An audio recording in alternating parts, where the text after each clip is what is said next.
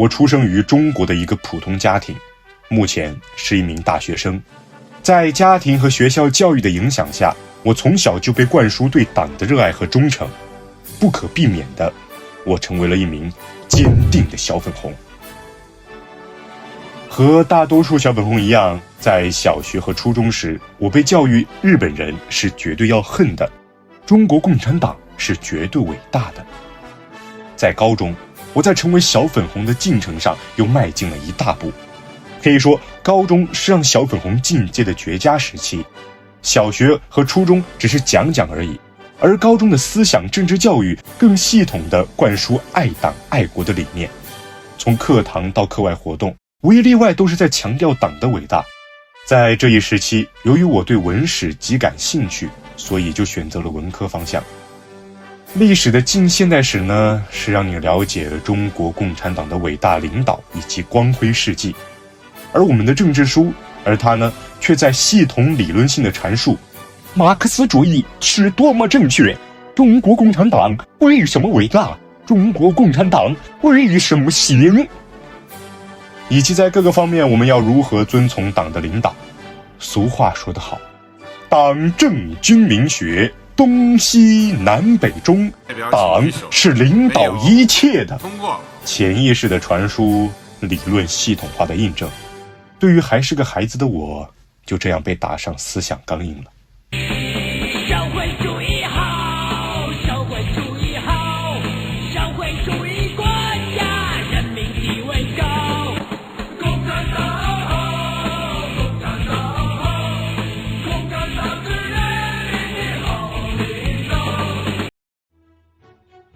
我对党的支持在具体行动中表现为：一，在与党有关的任何节日中，我都会兴致勃勃地发在社交媒体上，去庆祝有关党的节日。二，有关歌颂党的活动及比赛的时候，总是我第一个冲锋在前。由于心中怀着别人没有的对党的热爱及忠诚，我每次都能拿到不错的名次。三，在疫情期间，我听到反对党的声音的时候，我都会兴致勃勃地去和他们 battle。吔屎啊你！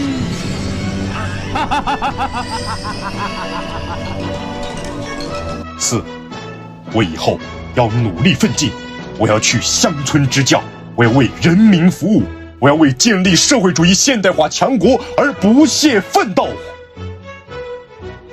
到了大学，这种情况改观了吗？并没有，反而爱国爱党的情绪更是达到了一个新的阶段，诞生出了一种妙不可言的感觉。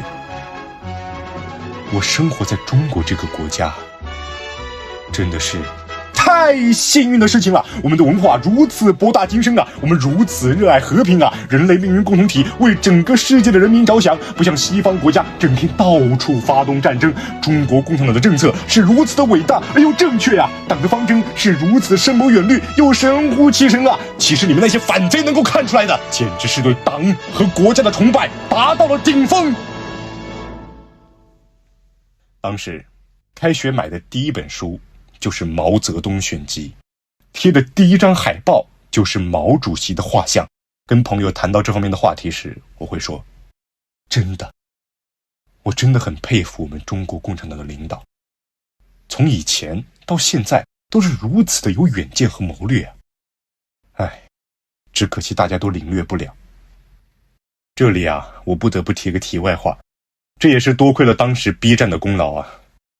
在上面不仅能看到混剪燃爆的爱国小视频，还可以在卢克文等 UP 主那里打下坚决拥护中国共产党的理论基础。B 站就是赞。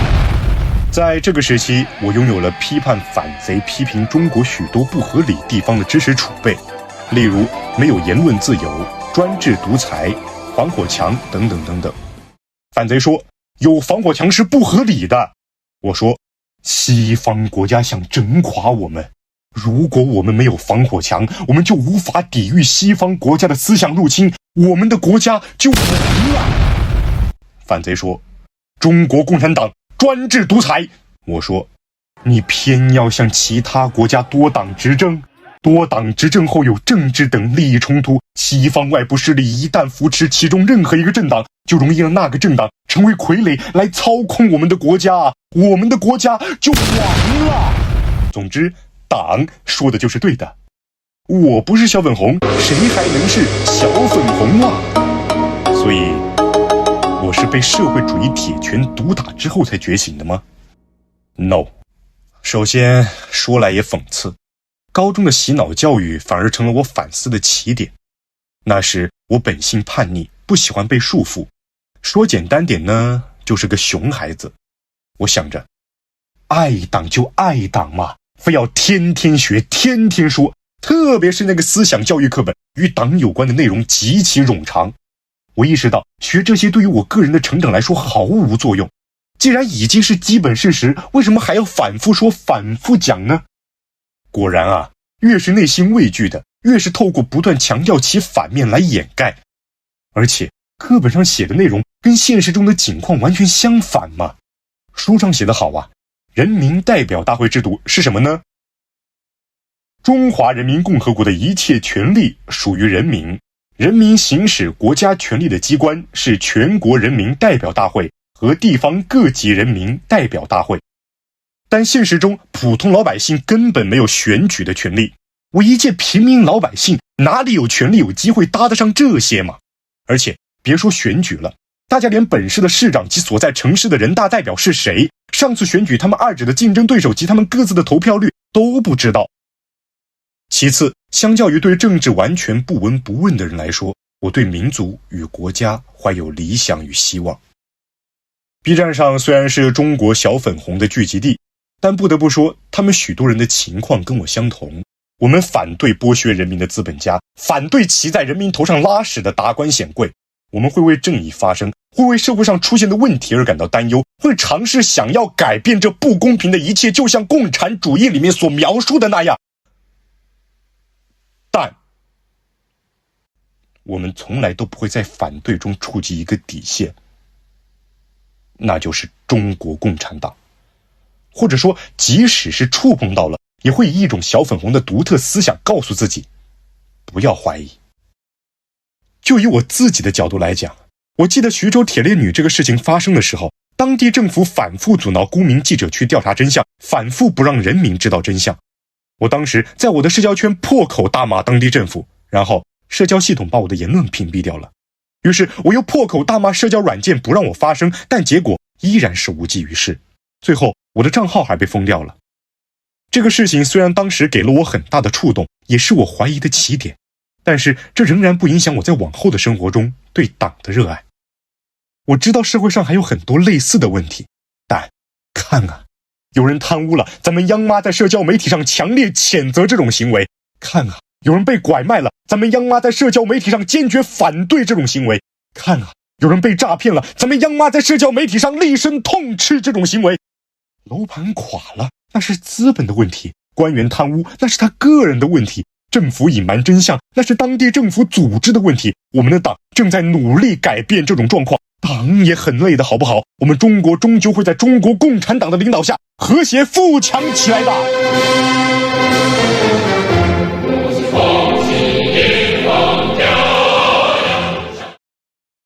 这种状态一直持续，直到我被我的再造恩人提点了一下。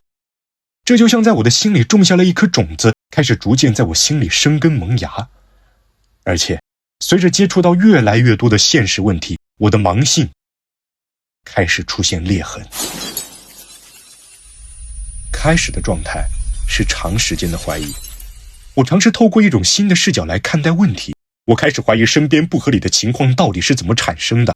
我尝试抛弃原有的立场，开始学会独立思考，尝试用逻辑去推断，而不是靠个人的主观臆断。尝试用 VPN 翻墙，在 YouTube 等软件上面接受多方面的讯息，而不是只听一家之言。在这段时间中，作为大学生，我首先接触到的就是8964。之后，我又看到了许多中国共产党对人民群众的邪恶行径，看到了许多中共对人民群众的欺骗与谎言，深刻地感受到了什么叫做非我族类，其心必异。当人民解放军把枪口对准人民，当警察用铁拳打在意见者的嘴上，当集中营用铁丝网锁住新疆人民的自由，当血淋淋的双手把手术刀伸向无辜者的生命。在某一天晚上，我积攒的许多负面情绪全部爆发出来。我已经很久很久没哭过了，那种感觉就好像辛浩年所说的，我为自己从小受了一个胜利者的欺骗而感到痛苦。是的，当一个人清醒了之后，生活在这种环境里，他就变成了异类。这就到了第二个阶段，痛苦。我亲身的体验如下：一，选择觉醒意味着选择与社会中绝大多数人为敌，但对于身边的人，你不忍心看到他们都身处愚昧当中，你想唤醒他们，但是却毫无效果。当你尝试跟他们沟通时，仿佛戳到他们的软肋，使他们在情绪的操控下无法理智思考，反而觉得你脑子有问题。二，在生活中，你会清醒地觉察到，在以往生活中觉得合理的人事物，现在看来却是愚蠢到不行。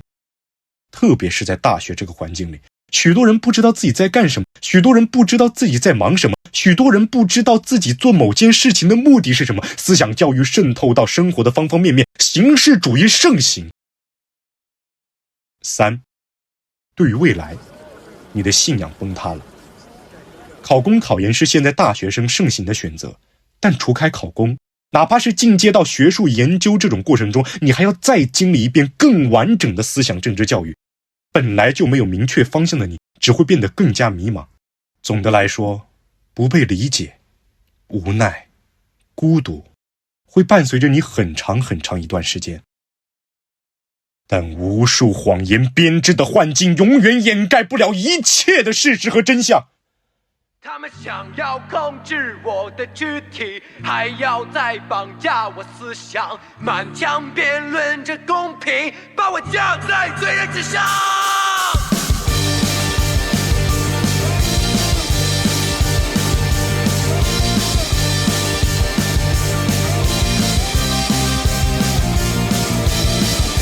如果你与我曾有相同的感受，那么，是的，就是你，因为你生来就是要改变世界的。希望这是一颗觉醒的种子，也同样种在你们的心中。虽然我们可以谦卑如尘土，但不能扭曲如蛆虫。这是我的挣扎与呐喊，也是属于你们的。好，如果你想了解更多的知识与真相，请订阅我们的频道。如果你喜欢我们的观点，请点赞并转发给你的朋友。最后，如果你想提出疑问或有想听我们观点的主题，欢迎在下方留言区理性提出。那么，我们下期再见。